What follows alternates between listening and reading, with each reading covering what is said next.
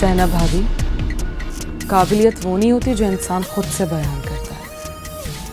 काबिलियत वो होती है जिसे सब तस्लीम करते हैं। और अगर आप इतनी काबिल होती तो यकीनन अब्बू आपका इंतखाब करते। लेकिन नहीं, उन्होंने मेरा इंतखाब किया है, आपका नहीं। आज तो अब्बू ने मेरी काबिलियत को माना है, लेकिन मैं आपसे वादा करती हूँ, कल सारी दुनिया मेरी काबिलियत को मानेगी। और ये सब सिर्फ आपकी कड़वी कसीली बातों की वजह से हुआ है।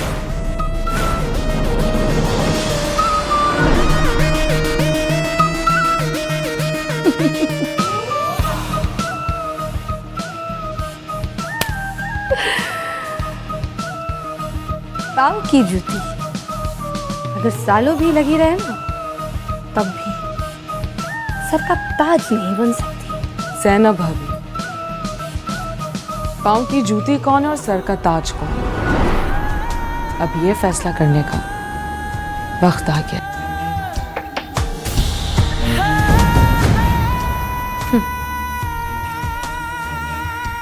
Let's see.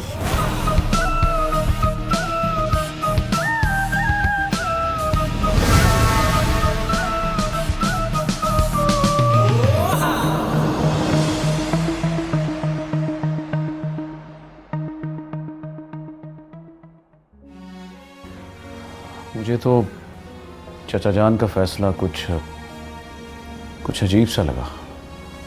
क्यों? क्या इस फैसले में तुम उनके साथ नहीं थे? बिल्कुल भी नहीं फूफू जान।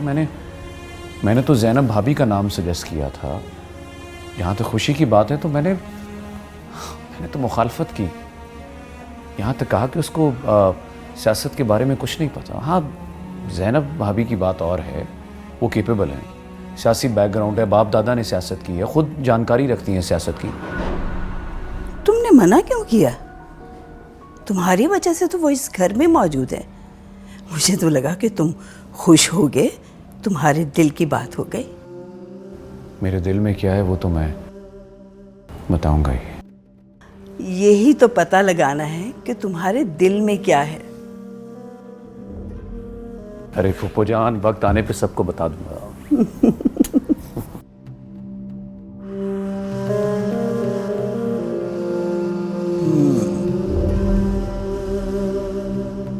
उसी वक्त का तो मुझे इंतजार रहेगा, जब मुझे पता चलेगा कि सबके दिल में क्या है।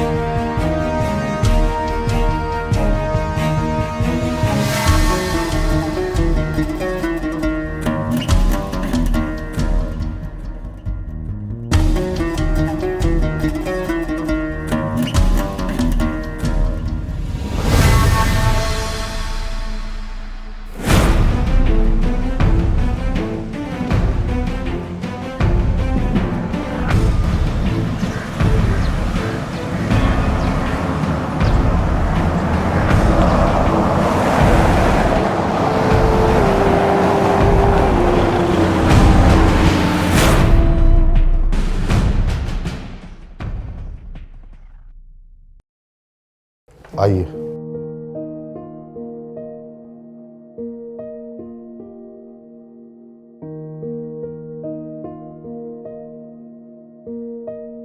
ये आपका कमरा है और ये आपकी कुर्सी। इस पर बैठकर आपने हमेशा अच्छाई के फैसले करने हैं। अब्बू ये कुर्सी आपकी है, मेरी जगह तो आपके कदमों में है।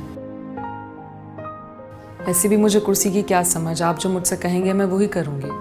अकेले मैं कुछ नहीं कर सकती।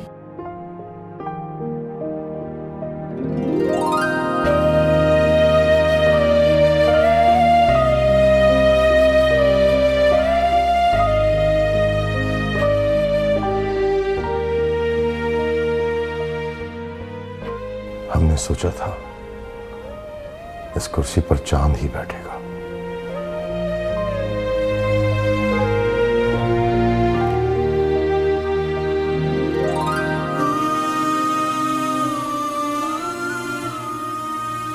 लोगों को खुशियां बांटने के लिए।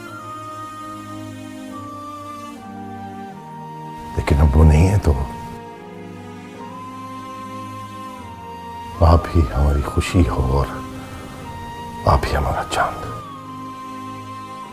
शुक्रिया अब्बू, लेकिन मुझे तो सियासत की ABCD भी नहीं आती। आ जाएगी, ABCD भी आ जाएगी और XYZ भी आ जाएगा।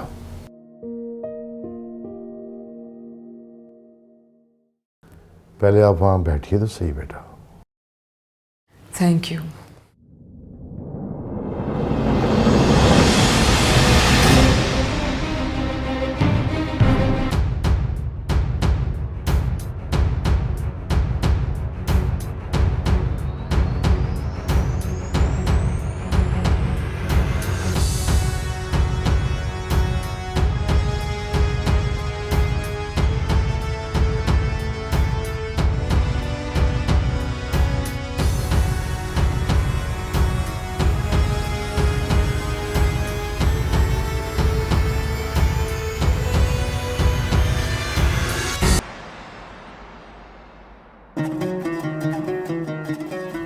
अब्बू, आपको नहीं लगता कि इस कुर्सी पे ज़ैनब भाभी को होना चाहिए था? आपका सोचना गलत नहीं है। आज हम आपको सियासत का पहला सबक सिखाते हैं। जब तक मांगा ना जाए किसी को मशवरा भी ना दीजिएगा।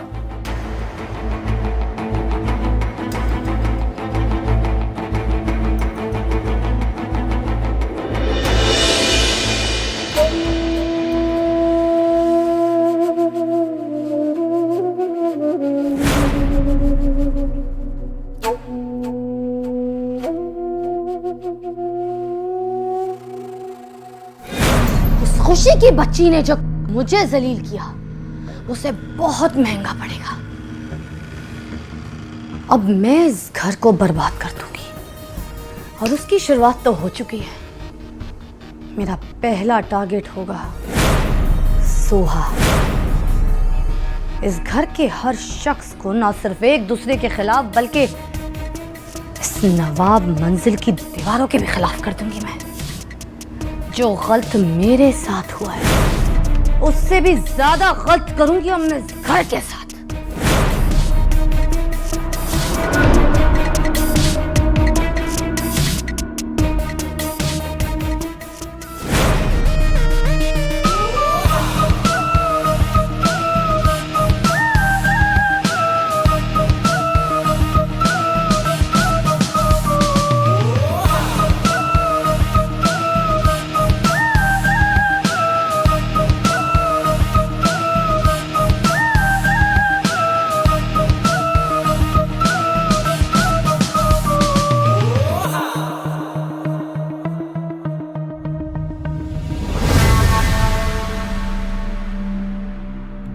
भाभी, आप खैरियत तो है ना? तुमने देखा अब्बू ने किस औरत को उठा के वाइस प्रेसिडेंट की कुर्सी पर बिठा दिया। हाँ चलो ठीक है, मुझे नहीं बिठाया कोई बात नहीं, मगर तुम तो ज़हीन पढ़ी लिखी पॉलिटिकल बैकग्राउंड से थी। उस कुर्सी पर अगर किसी का पहला हक था तो तुम्हारा था ना, तुम्हें क्यों नहीं बिठाया? उसकी औकात थी, उसे बिठा दिया। लेकिन भाभी इस सब में मैं क्या कर सकती हूँ? मेरा तो पॉलिटिक्स से दूर दूर तक कोई लेना देना नहीं है। अरे तुम्हारा पॉलिटिक्स से कोई लेना देना नहीं है तो उस खुशी का कौन सा लेना देना है? हाँ, अरे खुशी तो तुमसे भी बदतर है पॉलिटिक्स में। सोहा, एक बात याद रखो, अब्बू जी के एक फैसले से तुमसे तुम्हारा होने वाला शौहर छिन गया और अब्बू जी के दूसरे फैसले से तुमसे तुम्हारी कुर्सी छिन गई। अब इंतजार करो उनके तीसरे फैसले का। तुम माफ कर सकती हो खुशी को, मगर आज जो कुछ हुआ ना, उसके बाद मैं उस औरत को अब कभी माफ नहीं करूंगी, कभी माफ नहीं करूंगी मुझसे। भाभी माफ मैंने भी अब तक किसी को नहीं किया, सिर्फ वक्त के साथ साथ हालात से समझौता कर लिया है। ठीक है, जाओ जाओ करो समझौता, मैं नहीं करने वाली। मैं तो आज अब्बू जी से बात करके ही छोड़ूंगी। तुम्हें तो समझाना ही फजूल है तुम्हें समझाना। No use, no use.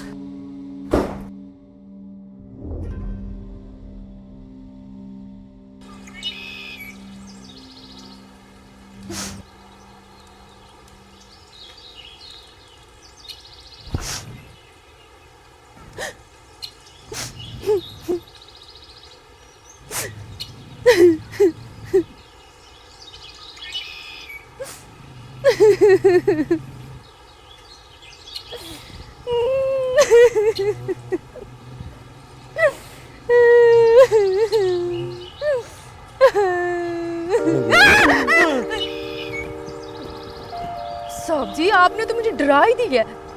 तू रो क्यों रही है? अपनी किस्मत को रो रही हूँ साहब जी। क्या हुआ तेरी किस्मत को? बीबी जी का मूड बहुत खराब है, उनके हाथ से कुर्सी जो निकल गई है। कुर्सी उनके हाथ से निकल गई है और रो तू रही है? वाह। अरे अगर वो कुछ बनती तो मैं भी कुछ बन जाती ना। हाँ, तू तो वजीर आज़म बनती बनती रह गई। अफसोस तो होगा ना? अफसोस तो बहुत है साहब जी, कुर्सी तो उनके हाथ से गई। कुर्सी उनके हाथ में थी कब? वो तो मामू के हाथ में थी। पर बैठने वाली तो वही थी ना। बैठना और ना बैठना भी मामू के हाथ में है। साहब जी, आप थोड़ी देर के लिए चुप नहीं रह सकते? मैं तो सोच रही हूँ कि अपने घर वापस ही चली जाऊँ अब। हाँ, ये फैसला तेरे हाथ में है। अब तू घर जाएगी, कुछ शादी वादी करके चली जा। अपनी माँ को जाके क्या जवाब देगी? अगर वो पूछेगी क्या लेकर आई है, तो कम से कम कह तो सकेगी ना कि ये लेकर आई हूँ। और साहब जी, मेरे से शादी करेगा कौन? हजारों लड़के, हजारों। हजारों? पर मैंने तो सुना था इस्लाम में 4 जायज है। रंगीली, मेरा मतलब है कि कोई तो होगा ना तुम्हारी नजर में लाखों में एक। साहब जी, यहाँ हजारों की गिनती नहीं हो रही, अब आपने लाखों कर दी। आप मुझे कंफ्यूज कर रहे हो। रंगीली, देखो, मैं भी तो शादी करना चाहता हूँ ना। तुम्हारा मेरे बारे में क्या ख्याल है? तू कर ले शादी। मगर वो हसीना माने तो फिर ना, जिससे मैं प्यार करता हूँ। वो चूड़ी वाली हसीना? रंगीली, मेरी महबूबा, महबूबा। साहब जी, महबूबा अभी ना बहुत मोटी हो गई हैं, अब आप उनसे शादी करेंगे? रंगीली, मैं हुस्न की बात कर रहा हूँ। हुस्न, खूबसूरत सी मुन्नी, मुन्नी सी। अच्छा। साहब जी, मैं ना 3 मुन्नियों को जानती हूँ। एक वो जो मेरी फूफी की बेटी है, हाँ। लेकिन उसके तो अपने 3 मुन्ने हैं। दूसरी मुन्नी बेगम, और तीसरी मुन्नी बदनाम हुई। रंगीली, तुम किसी खूनी को जानती? हाँ, मेरी बस्ती में रहती है। क्यों, क्या करना है? खून करवाना है खुद का। साहब जी, कैसी बातें कर रहे हैं आप? आप तो इतने प्यारे, इतने खूबसूरत है, आपसे तो कोई भी शादी करने के लिए तैयार हो जाएगी। तो फिर शादी कर लो ना मुझसे, मैं भी तो शादी करना चाहता हूँ ना। साहब जी, ये फोन निकालें जरा इधर। हाँ? नंबर नोट करें। किसका? ये उसी खूनी का नंबर है साहब जी, इसे ही बुला लें। ठीक है।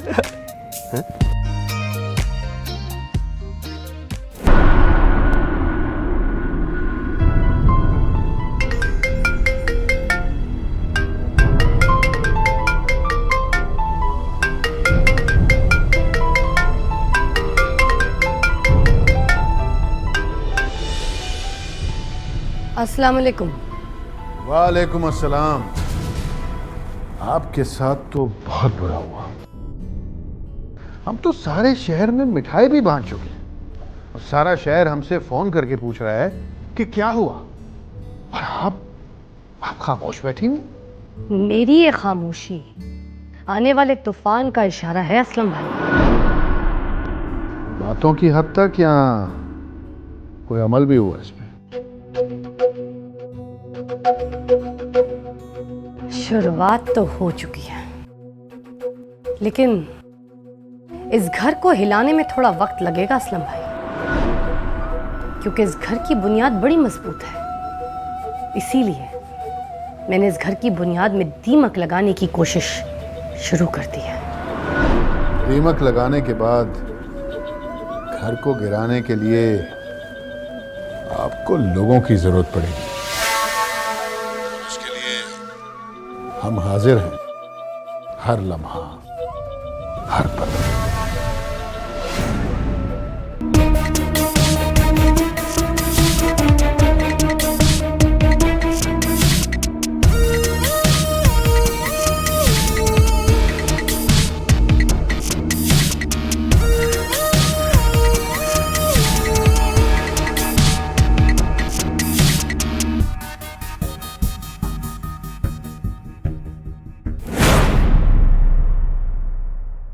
नवेद साहब, आप इंजीनियर हैं और आपका नाम क्या है? जी मेरा नाम सुहेल ख़ान है। सुहेल साहब, आप कॉन्ट्रैक्टर हैं?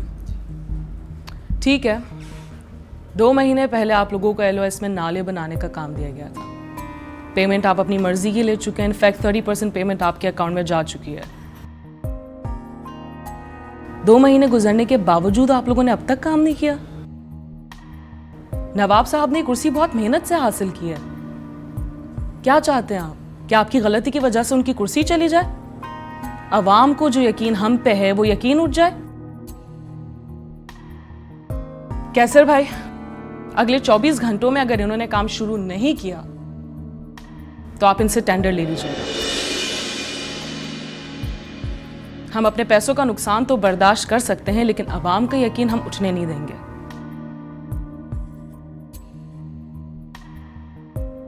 आप लोग जा सकते हैं।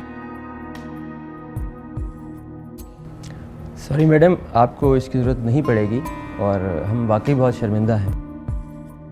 आप 24 घंटे कह रही हैं, मैं 10 घंटे में काम शुरू करवा दूंगा, आप बिल्कुल बेफिक्र रहिए। चलें, ठीक है, मैं कल साइट पे मिलूंगी आपसे।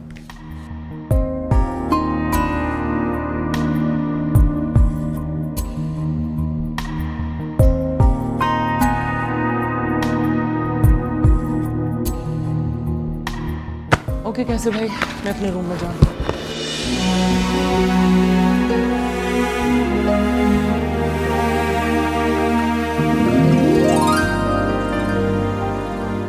वाह मामू जान, सही फैसला किया आपने। खुशी भाभी में मुझे चांद भाई नजर आ रहे हैं। अल्लाह खुशी भाभी को नजर बद से बचा के रखे।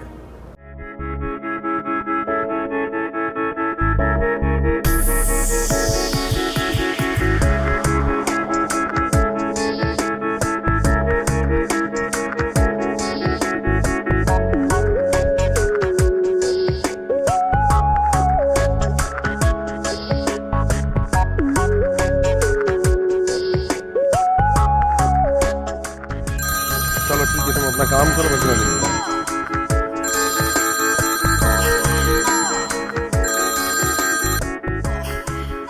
हेलो जी कैसर भाई, सारा काम ठीक चल रहा है ना?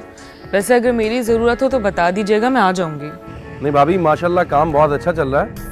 अगर मुझे लगा कि आपकी ज़रूरत है तो मैं आपको बुलवा लूँगा, फिलहाल ज़रूरत नहीं है। ठीक है, मुझे बताएं कि वो सर्विस रोड वाला काम कैसा चल रहा है? भाभी वो कल से शुरू हो जाएगा।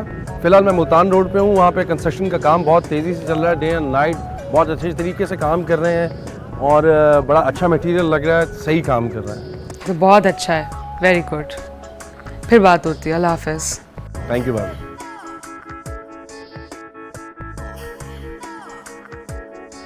बीबी जी, आपको नवाब साहब बुला रहे हैं। अच्छा ठीक है।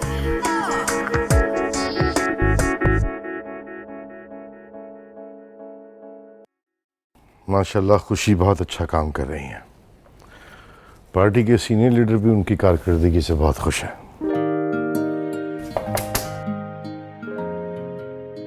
अबू, आपने मुझे बुलाया? जी जी, आइए बेटा। हम देख रहे हैं खुशी बेटा कि पार्टी की जिम्मेदारी में आप ज्यादा ही उलझ गई हैं। घर को भी ऑफिस बना लिया आपने, जो हम अच्छा नहीं समझते। घर का काम घर में होना चाहिए और ऑफिस का ऑफिस में। जी अबू, आप बिल्कुल सही कह रहे हैं, आइंदा ऐसा नहीं होगा। खैर ऐसी कोई बात नहीं है, हम कहने का मतलब सिर्फ इतना है हमारा कि इंसान को थोड़ा सा दिमाग और जिस्म को आराम देना चाहिए। आप पर अभी बहुत जिम्मेदारी है। जी बिल्कुल, मैं समझ सकती हूँ, आप ठीक कह रहे हैं। आइंदा आपको शिकायत का मौका नहीं दूंगी मैं। क्या मैं कमरे में चली जाऊँ? अमन अकेला है। हाँ हाँ बिल्कुल जाइए आप। अमन अभी बहुत छोटा है, उसे आपकी ज़रूरत है। जी। बहुत बड़ी जिम्मेदारी दे दी है आपने इन्हें। कभी बड़ी बहू के बारे में भी कुछ सोचा है? उनकी फिक्र ना कीजिए आप, उनसे कोई खतरा नहीं है। कुछ कहा उन्होंने आपसे? नहीं, कहा तो नहीं है। इसी बात की तो परेशानी है। उनकी खामोशी हमेशा ही खतरनाक साबित होती है। अब वो कुछ नहीं कर सकती, हमने उन्हें खामोश करा दिया है कहाँ वो? पता नहीं, कहीं बाहर गई हैं। अब तो ना वो कुछ पूछती हैं, ना ही कुछ बताती हैं कि क्या कर रही हैं। मुराद बेचारा सारा सारा दिन ऑफिस में काम करता है, लेकिन उन मैडम को तो कोई फिक्र ही नहीं है उनकी। तो फिर छोड़ दीजिए। आसमान बहुत बड़ा है, कहां तक उड़कर जाएंगी। उनकी हद हमें अच्छी तरह मालूम है।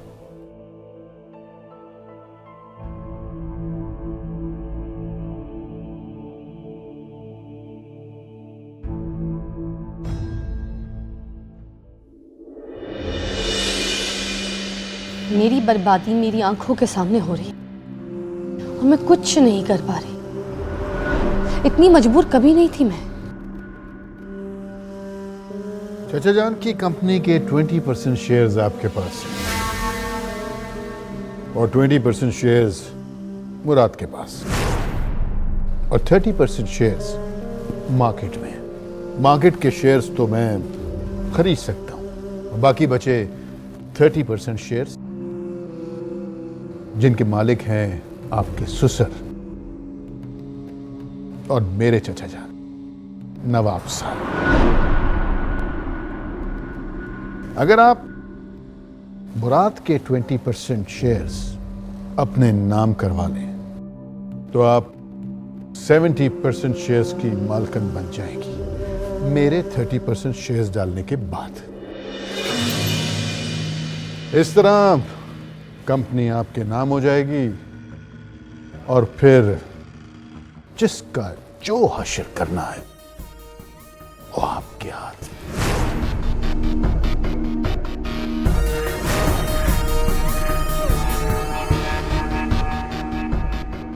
लेकिन मुराद को मनाने की जिम्मेदारी आपकी।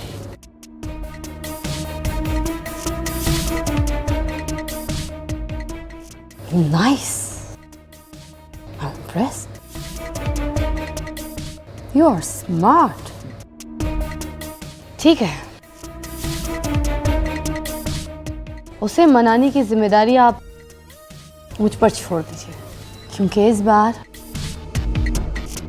मैं सिर्फ बाजी खेलूंगी नहीं, बल्कि जीतूंगी भी।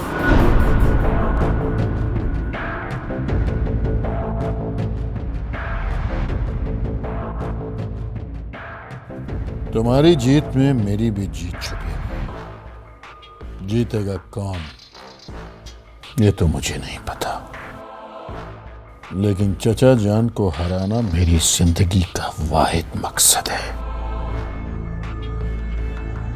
नादान औरत इतना भी नहीं समझती कि मुराद के अब्बू की हार इसकी खुद की हार है।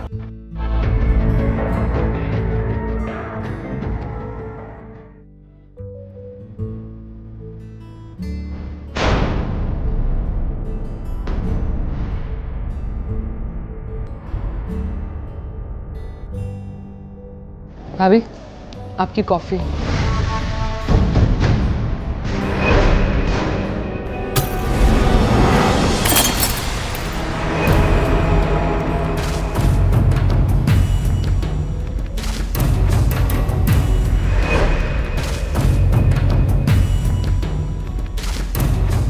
तुम्हारी हिम्मत कैसे हुई मेरे कमरे में आने की?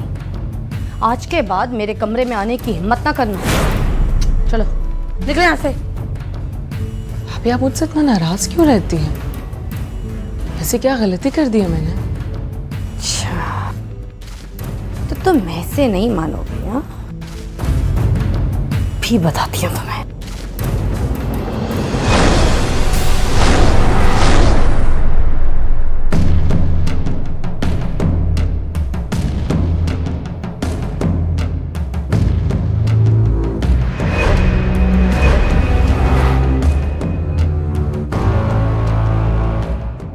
मैं अगर आपका एहतराम करती हूँ, इसका यह मतलब नहीं है कि मैं किसी की बाप की नौकर हूं, जो खुद इस घर में जलील होने के लिए और दूसरों की इज्जत करने के लिए रखी गई। आपकी तरह मैं भी इस घर की बहू हूं। आप मुझसे बड़ी हैं, लेकिन अब मैं आपसे बड़ी हो गई। अगर मैं इज्जत देती हूं तो उम्मीद करती हूं कि आप भी मुझे इज्जत दें।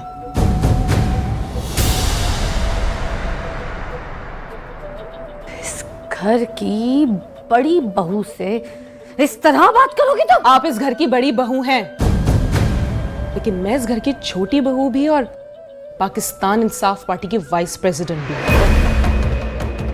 आज के बाद कुछ कहने से पहले 1000 बार सोच लें।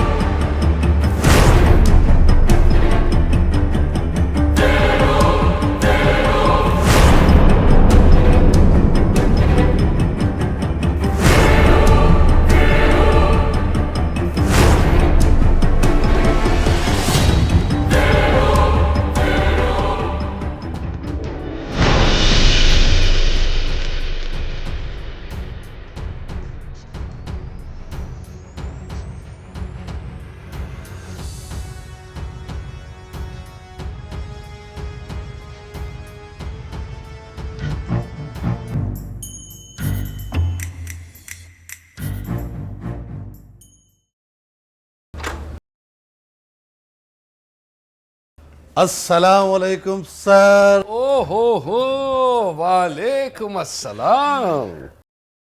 की हाल है जानिसार साहब? ठीक ठाक फर्स्ट क्लास। आया तशरीफ रखे। भाई तुसी तो पिंड दे कप्तान हो, इसी शहर में की कर रहे हो? असल में एक इंक्वायरी के सिलसिले में लाहौर आया हूँ। एक मर्डर केस है। पिंड के एक जाने पहचाने साबिर का एक लड़की ने कत्ल कर दिया। और लड़की कौन है? कुछ ज़्यादा इन्फॉर्मेशन तो नहीं, कोई बाजारू औरत थी। पर बाजारू औरत किसी अय्याश का खून क्यों करेगी? शायद ज़्यादा पैसों की खातिर या कोई वादा खिलाफी की होगी उसने। हाँ, लेकिन ऐसा भी तो हो सकता है कि लड़की शरीफ हो और बेचारे के साथ बाजारू हरकत की गई हो। ये भी हो सकता है, लेकिन असल बात तो तभी सामने आएगी जब वो लड़की मिलेगी। तो लड़की के खिलाफ कोई सबूत या सुराग है? हाँ, एक अखबार है जिसमें उसकी तस्वीर है, जिस पे उंगली रख के उसने कहा था अफसाना सईद। और अखबार कहाँ है? हाँ, है मेरे पास। ये चेक दिखाएं।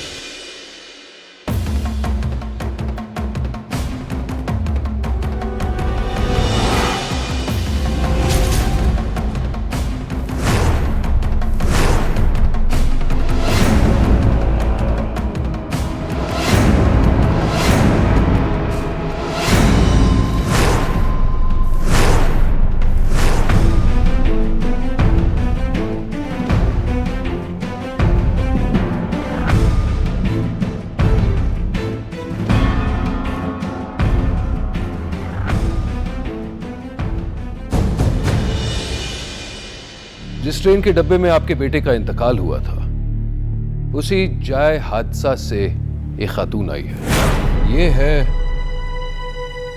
खुशी चांद, आपके मरहूम बेटे की बेवा। ये आप कैसी बातें कर रहे हैं एसपी साहब? किसी भी लड़की को उठाकर हमारे घर ले आएंगे और लाकर कहेंगे कि ये चांद की बेवा है और हम मान जाएंगे?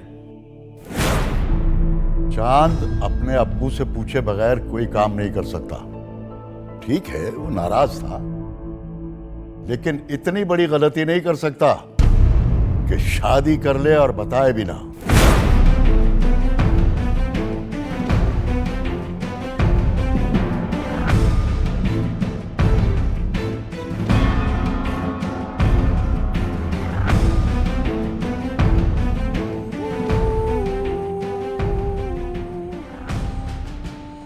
जानिसार साहब, क्या नाम बताया आपने इसका? अफसाना सईद। पूरा यकीन है कि ये अफसाना सईद ही है? क्योंकि मैं तो इसे खुशी के नाम से जानता हूँ। जी जी, मुझे यकीन है ये अफसाना सईद ही है और ये एक ही तस्वीर है। असल में इसके माँ बाप फौत हो चुके हैं और ये रिश्ते के मामों के साथ गांव में रहती थी।